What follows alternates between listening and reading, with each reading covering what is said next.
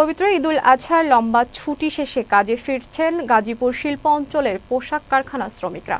কারখানা খোলার একদিন পরেই গাজীপুর মহানগর কোনাবাড়ি এলাকার বিভিন্ন কারখানার সামনে নতুন চাকরি প্রত্যাশীদের ভিড় লক্ষ্য করা গেছে। সোমবার সকাল থেকে বিভিন্ন কারখানার সামনে ভিড় জমিয়েছেন চাকরি প্রত্যাশীরা।